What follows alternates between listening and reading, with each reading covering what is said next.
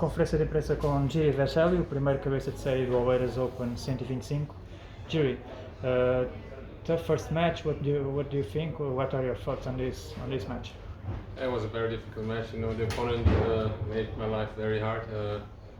Was running amazing. You know, putting a lot of ball back on this surface, especially with these balls. They're getting very big after some time. So I couldn't really use my serve as an advantage, and I had to really go into the rallies. And you know, the more aggressive I tried to be, the better he played, I think. And you know, yeah, he made my life really tough today. You were 5-2 up in the second. What happened since then? Well, I think it was a little bit lost my concentration. I was a little bit nervous. You know, I didn't play many matches in the last 3 or 4 months because of COVID that I had back in March, and you know, after that time, it really took me some time to get some fitness back. And still, you know, of course, you could probably all see I was still breathing like a machine. So you know, it's not easy, but I'm trying to fight through and find my rhythm, and that's all I can do. And I have to be patient and give my best, and yeah, hopefully this match will give me some confidence as well, and yeah, maybe I hope to play better tomorrow again. You're the top seed, you're in the top 8 in the ATP rankings. There are 2 ATP tournaments this week. Why did you decide to come here to Portugal? Yeah, I mean, mainly, as I said, because of I didn't play many matches in the last 3 months. I was out for 1 month. Then I tried to play 2 tournaments, but I felt physically really very tired and empty. So I had to do some preparation for another 4 weeks, and so you know, I'm missing matches. And you know, if you play at the highest level, you really get only the very best players to play against. And you know, I think I'm still not in that good shape to be able to be competitive against them. So, you know, I'm really looking for playing more matches, or give myself a bigger opportunity to play more matches. Of course, anyway, it's tough here. You know, you can see first round was very difficult. I lost last week in Heilbronn at the Challenger in the first round, so it's not guaranteed. But you know, I'm just trying to give myself the chance to play more matches, especially before Roland Garros. So having the chance to play possibly 5 sets in a couple of weeks is not the best scenario for you, I assume. I mean, I still have 2 weeks. Well, I'm not sure. You know, I didn't play 2 matches in a row for since February. So I will see. I will see after this tournament. But I'm very happy to win my first match, because now I have another chance to play tomorrow again, and let's see how my fitness will be. And you know, it's all now about getting some confidence and getting some feedback where my fitness is at right now. So you know, I think today I was able to play these 2 hours in full, but you know, of course I'm still missing fitness, and you know, if you don't feel great, you know, also you're mentally a little bit more tired. So this match will hopefully help me a lot, and let's see tomorrow. I think you're going to play against Hugo Gaston tomorrow. Hugo Gaston, the French player who made the fourth round in Roland Garros last year. He plays with a lot of variation, drop shots. Are you ready to run a lot and ready for the challenge, of course? Yeah, it's a big challenge. Of course, he played 4th round last year, so you know, he's a very good player. Obviously, I mean, there's nobody playing 4th round at a Grand Slam if you are not talented, or if you are not good enough. So I'm 100% sure that he's gonna be strong, and let's see what's gonna happen. Despite all of that and COVID and your physical shape not being the best, do you consider yourself the favorite here, or one of the favorites, or not at all? Of course I have to. I mean, I didn't come here to play 2 matches or to play 1 match, to play 3 matches. You know, I'm here as a top seeded. I think I have the experiences. I'm on tour for some time already.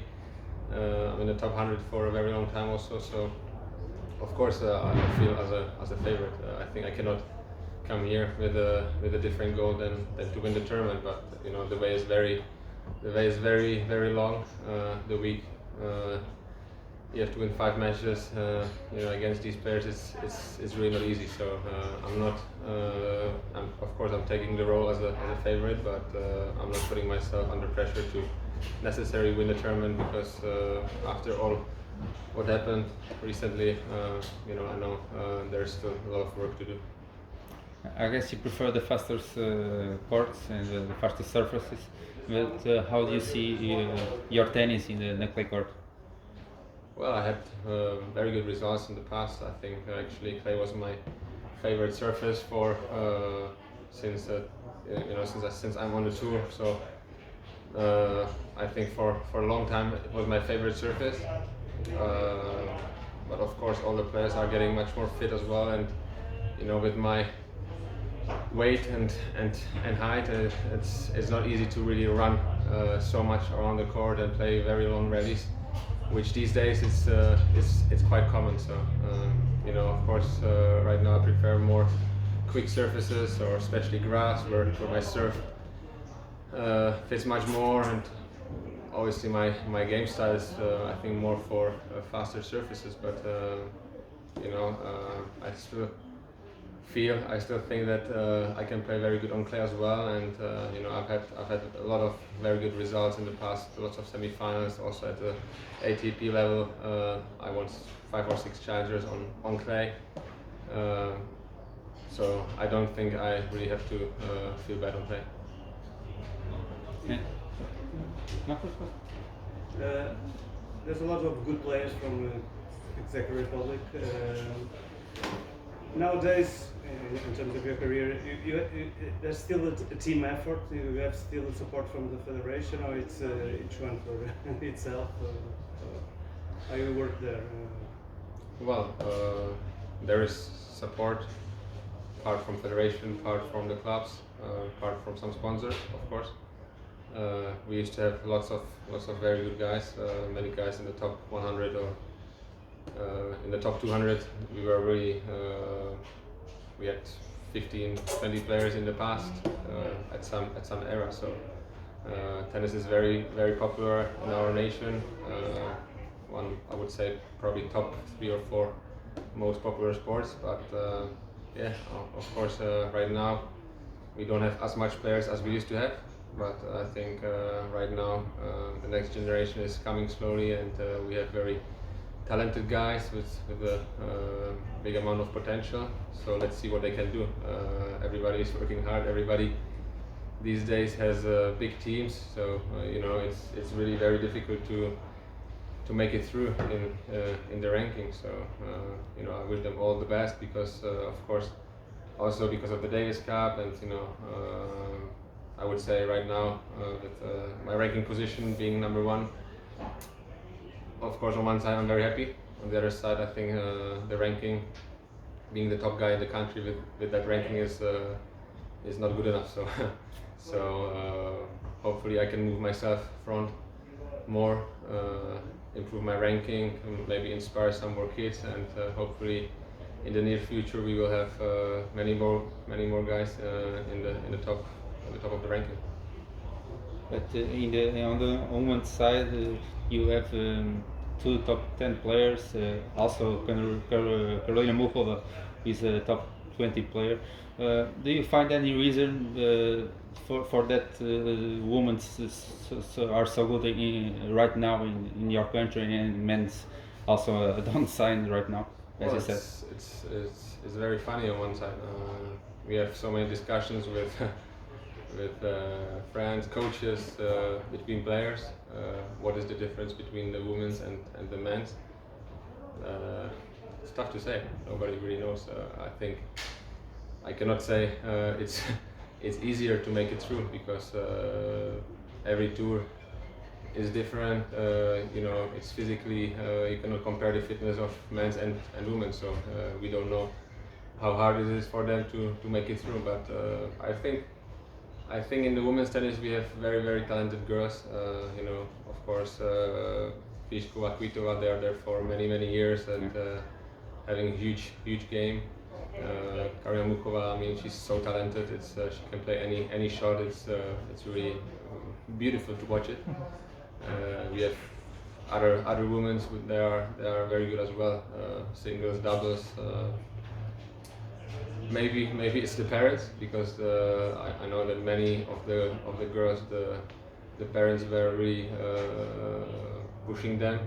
Maybe in the men's it's not so much possible, because the man always, or the young man player always tries to